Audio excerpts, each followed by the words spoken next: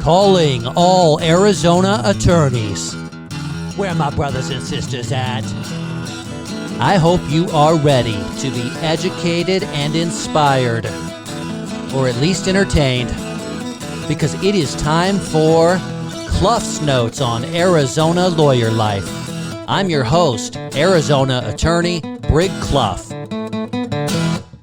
My guest today is Larry Wulkan.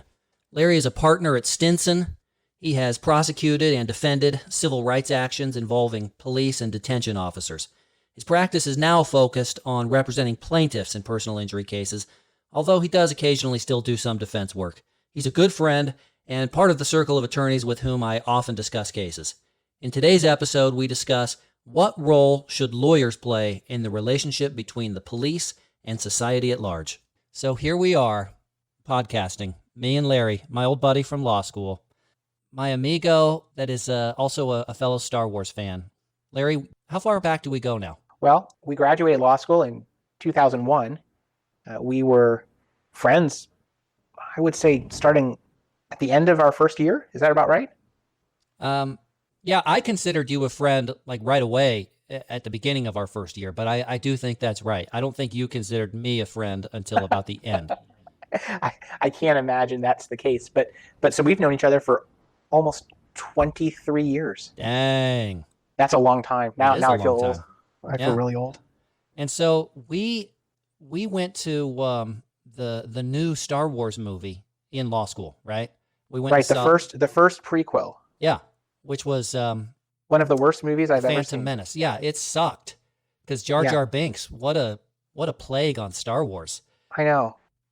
So, Larry, right here at the beginning, tell us about your practice. What do you do?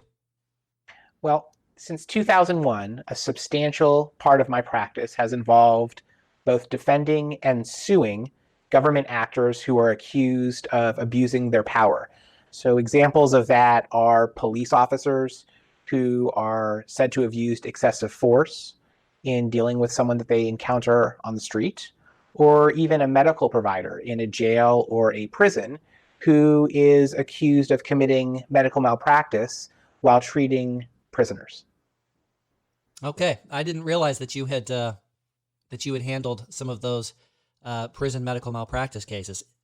Yeah, not only have I handled them, but I'm certified by the National Commission on Correctional Healthcare as a correctional health professional. And what that means is that I've sat for a test that a lot of doctors and nurses sit for to show that I'm proficient in the standards that are specifically applicable to jails and prisons. Wow, I never knew. I could have. You obviously did not read my bio. No. Was I supposed to read your bio? Well, there's a lot of good information there. Yeah. Okay. So to all of our listeners, go and read Larry's bio on his website. It's, I'm sure, outstanding. I didn't think I had to, frankly, Larry. I thought we had remained close enough over the years that you probably would have told me stuff like that. So I've handled a few cases in that area as well. Your practice is mostly against counties and cities. Is that right? That's right. I haven't defended Arizona municipalities in quite some time, but typically cases that I bring are against cities, towns, and counties. How did you end up in this practice area? Well, I started my career defending government actors, primarily police officers.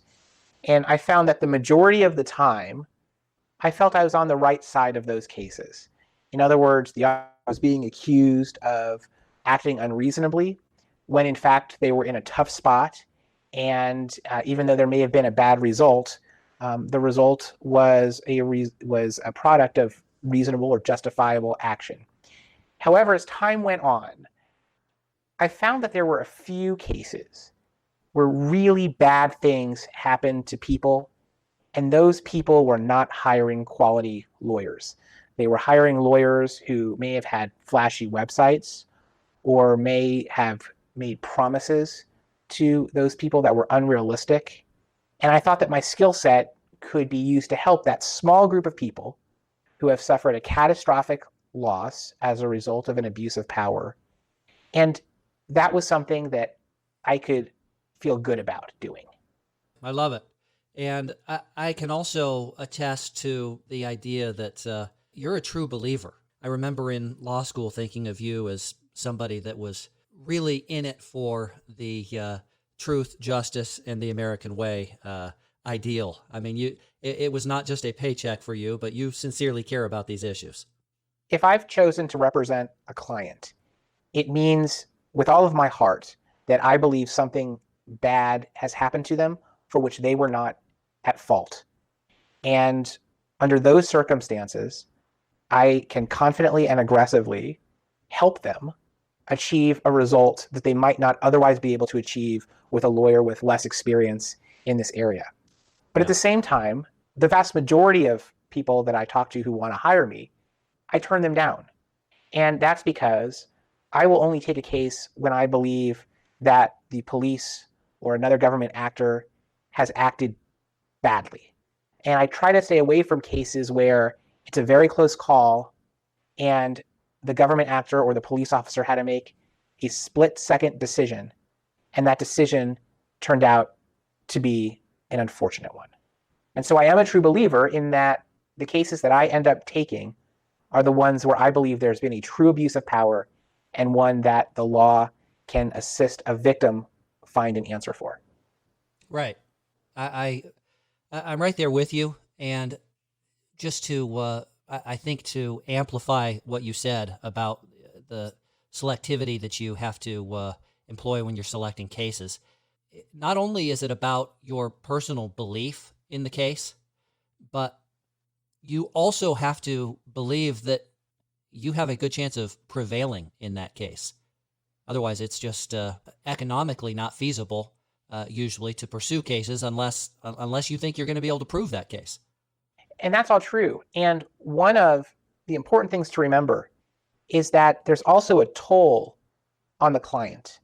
Because if you take a case that the client really believes in, but you know in your heart of hearts, there is not a high likelihood of there being a successful result, what will inevitably happen is the client will end up disappointed, they'll end up angry, and they'll ask themselves, why did I put myself through the litigation process?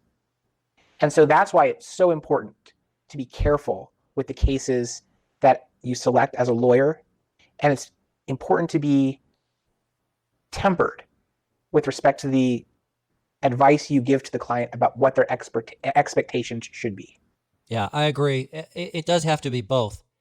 It is not sufficient to take a case where you think, well, this may not be a great outcome for the client here, and you tell the client, hey, I don't think that this is feasible. I don't think this is going to be a great outcome for you.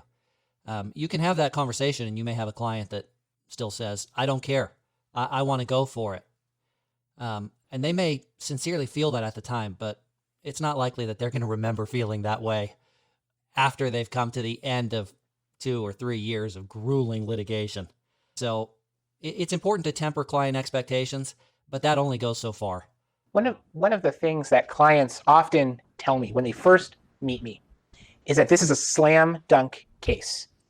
They tell me as a lawyer, I don't have to worry about there being a recovery in the case because the facts are so good that the government is just going to pay a lot of money to settle early. And in my experience, even with cases with some of the worst facts imaginable, with catastrophic injuries, sometimes including death, there's no such thing as a slam dunk case, as a quick settlement. Not today. Today, when you bring a case against a government actor, a law enforcement officer, it's going to be a grueling 2 to 3 years of litigation before that case is resolved in whatever way it's resolved. And that is something that clients have to understand. It's something they have to be prepared for. And it's something that they have to consent to before they hire me. Yeah, amen to that. What you just said is almost, not quite, but almost true of personal injury cases in general.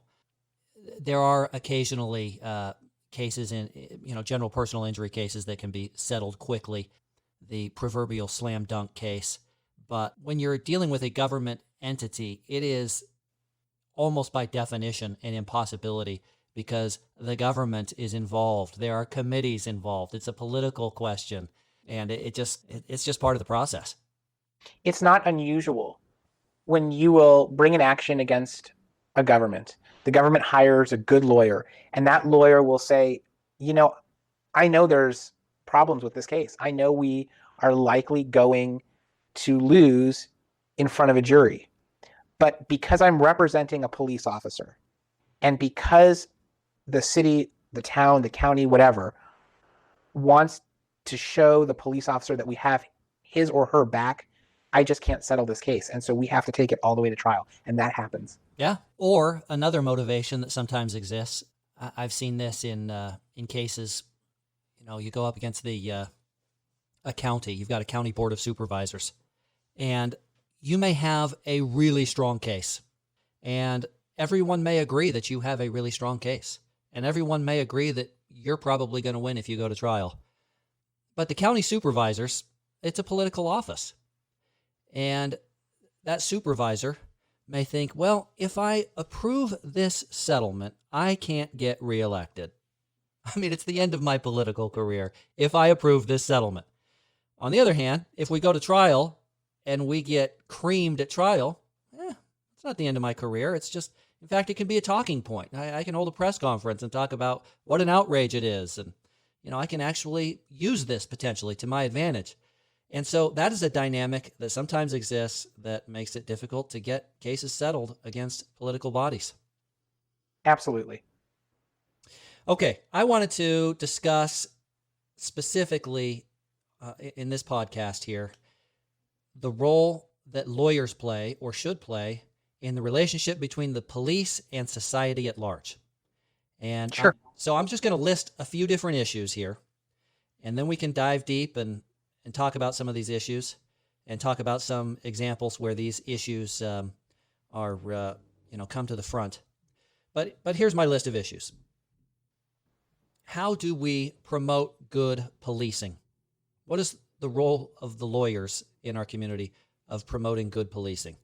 And we can't get very far on that discussion without defining what is good policing. What's the role of lawyers in thwarting bad policing? What role do lawyers play in protecting the public from police? And what role do lawyers play in protecting police from the public? So those are some questions that I've thought about often over the years. But I'll serve it to you here, Larry. Where do you want to start? Well, I think it's important to remember that what we know about policing in large part has to do with two things. One, what we see on television shows, NYPD Blue, Miami Vice. I'm sure there are more recent ones. Yeah. They have made a few police shows since the 80s. CSI Miami. There you go. There you go. CSI New York. But what the public knows about policing often comes from either television shows or the news.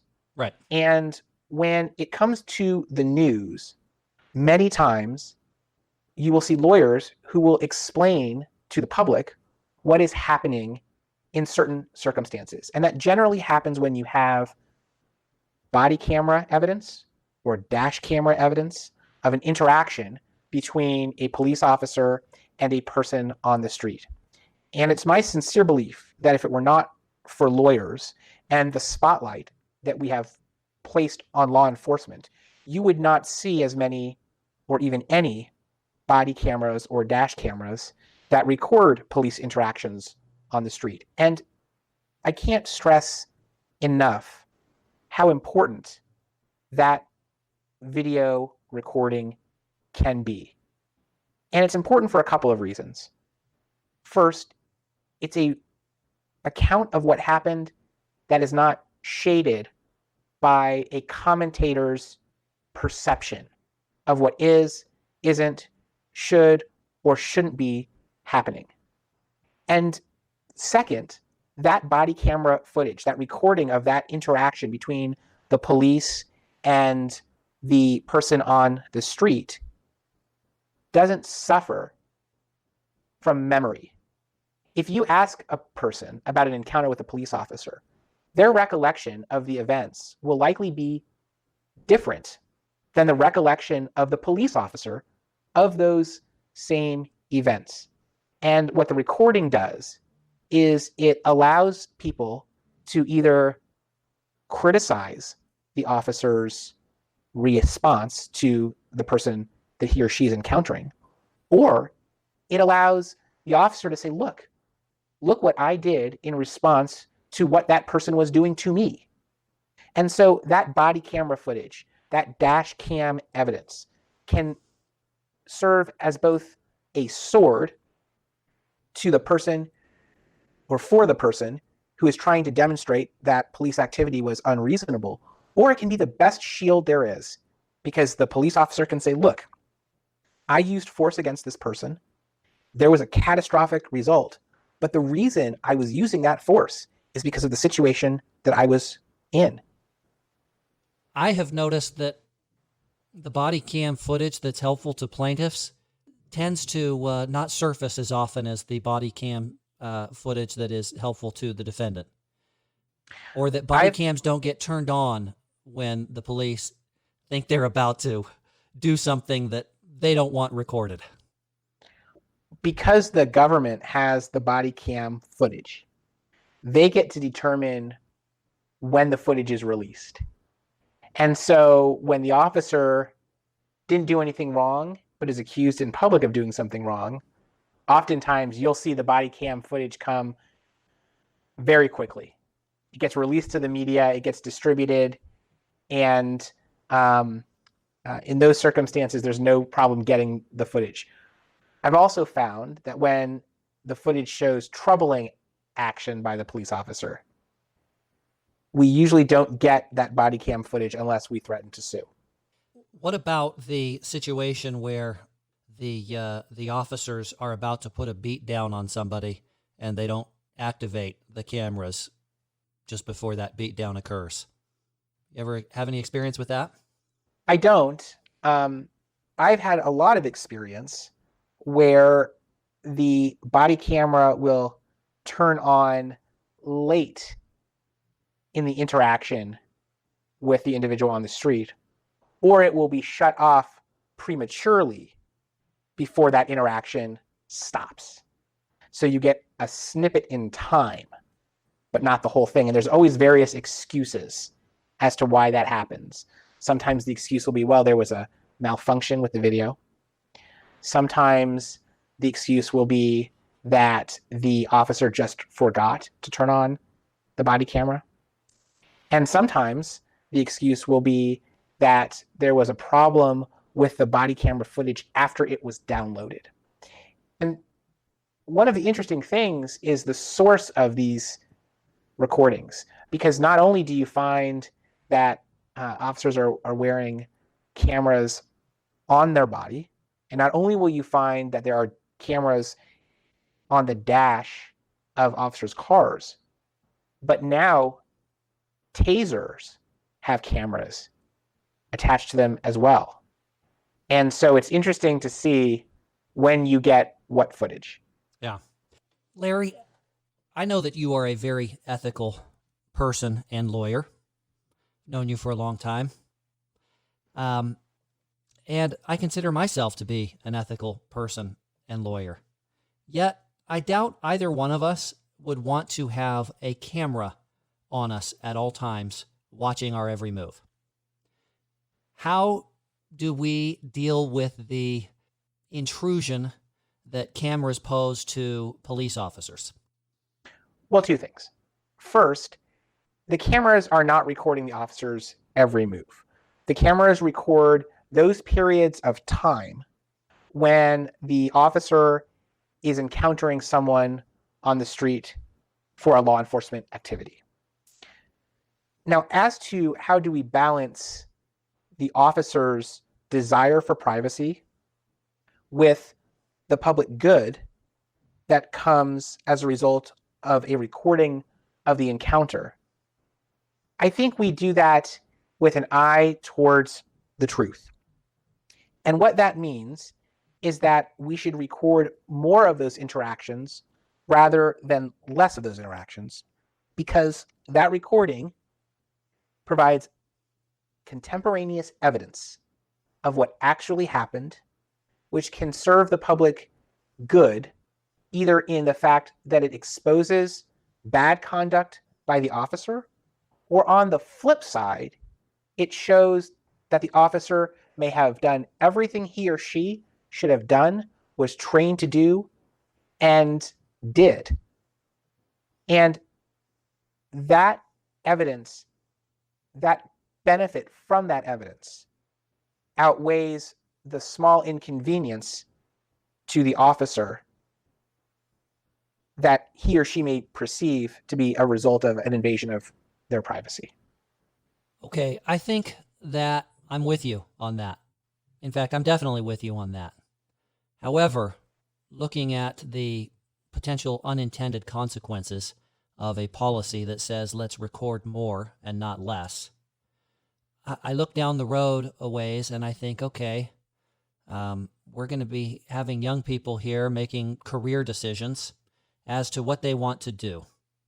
And we want to have good police, obviously, right? I mean, that's very important to all of us, that we have good police.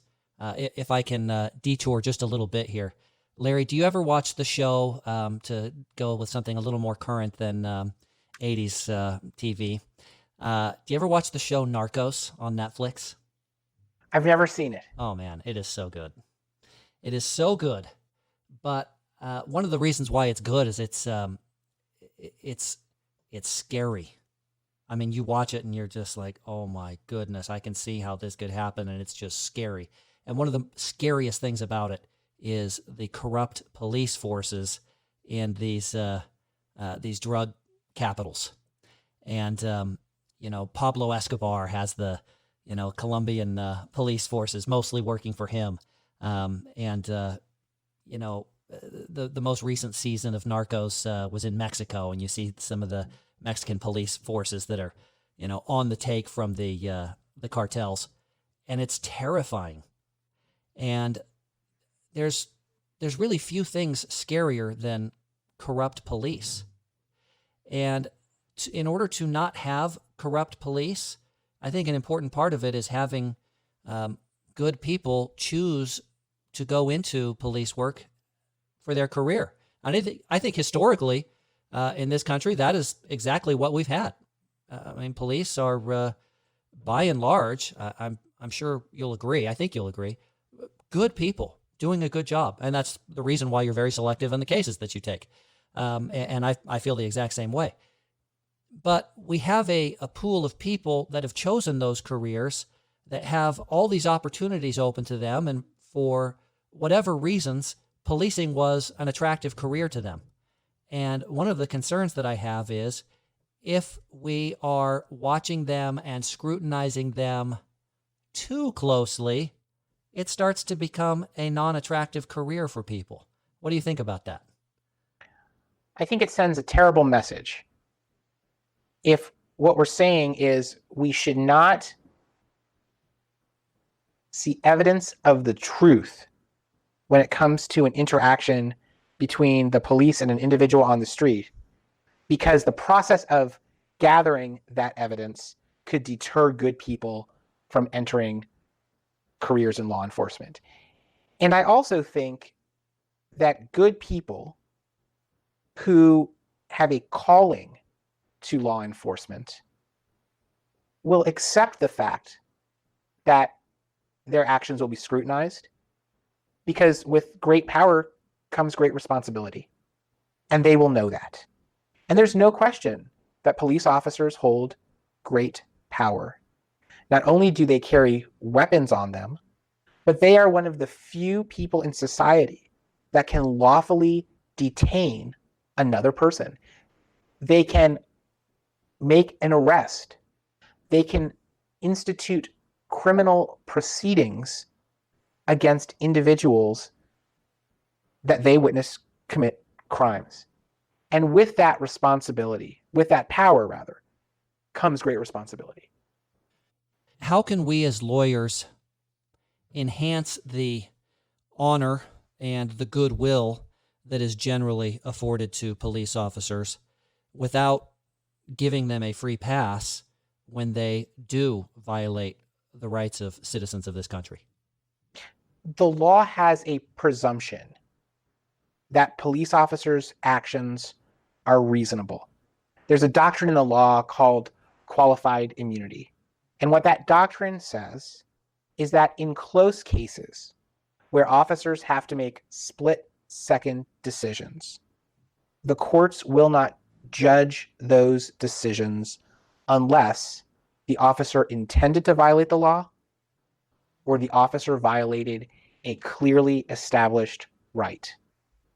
And what that means for lawyers who are looking at police action and speaking to their clients about that action is that we have to look at the interaction objectively. And we have to put ourselves in the shoes of a reasonable officer and ask, what would a reasonable officer have done in those circumstances?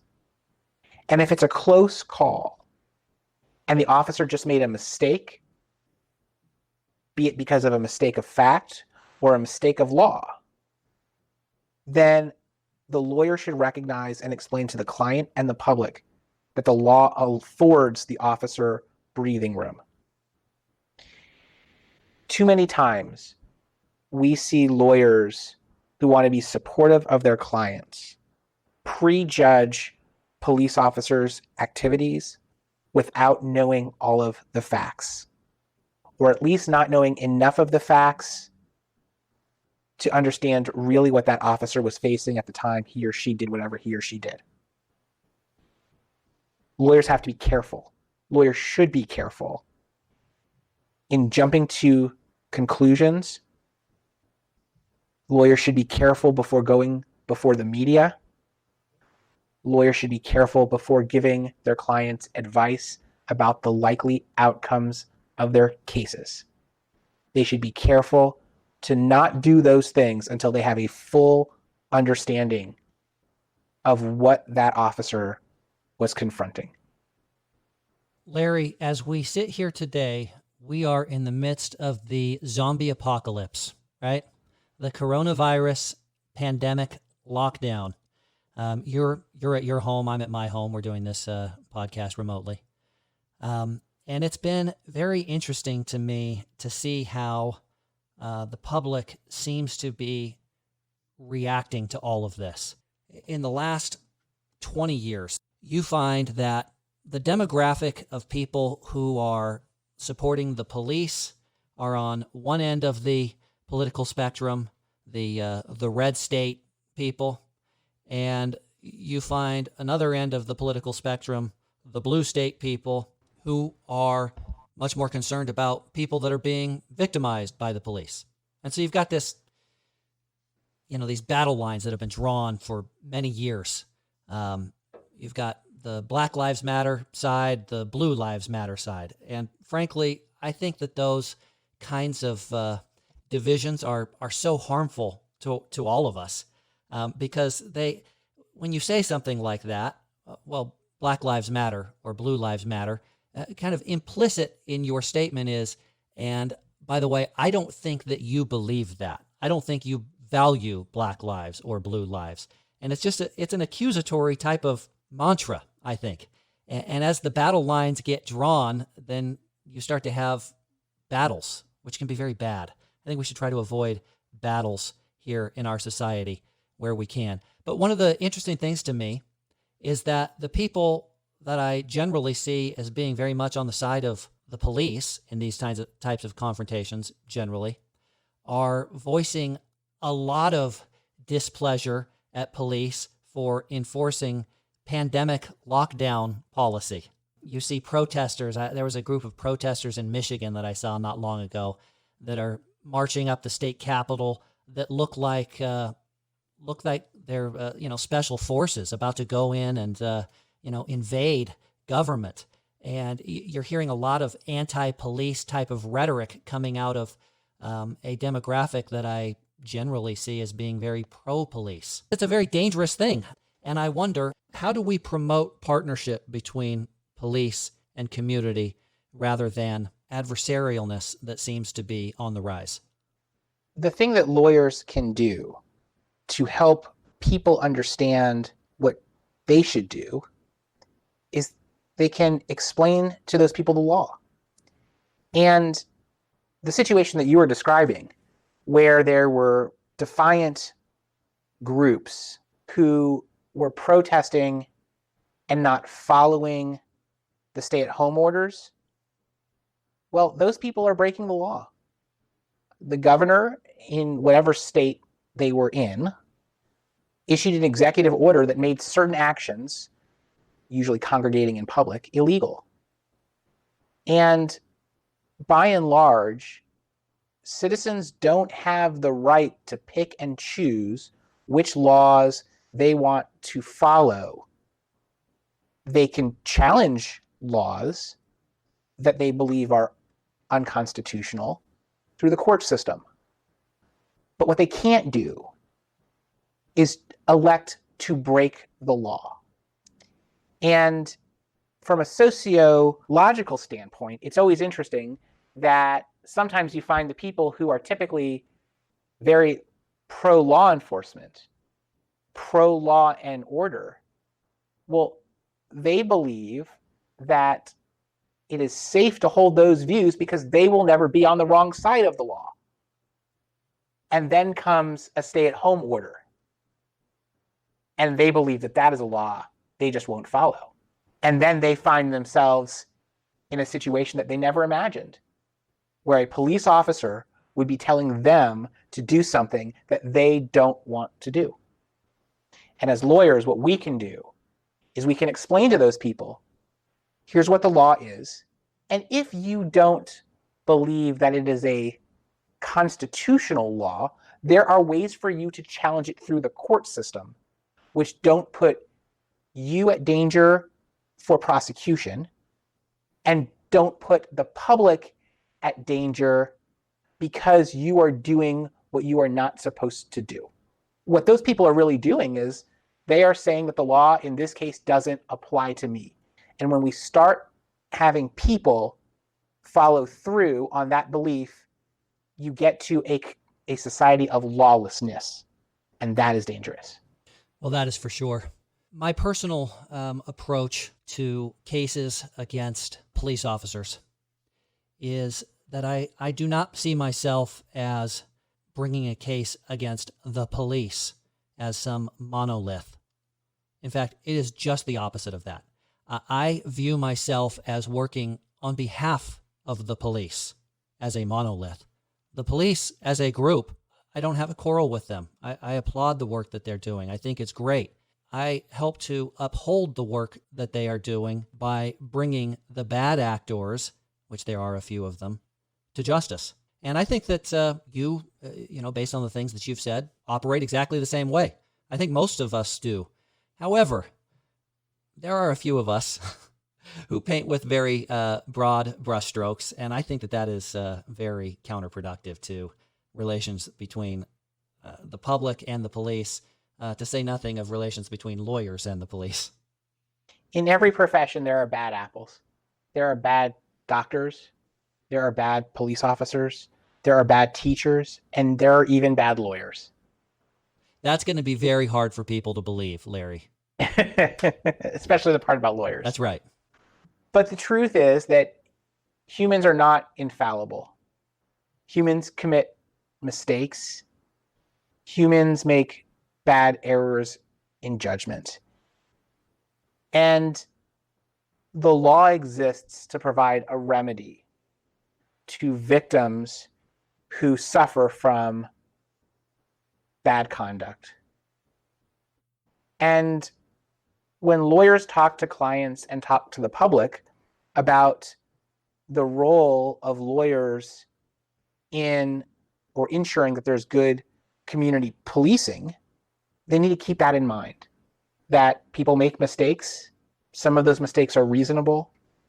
Some of those mistakes are unreasonable. And we should not paint entire groups like police departments, governments. We shouldn't paint them with broad strokes. Amen, brother. Larry, well done. A pleasure to speak to you as always. Stay healthy. Take care, bud.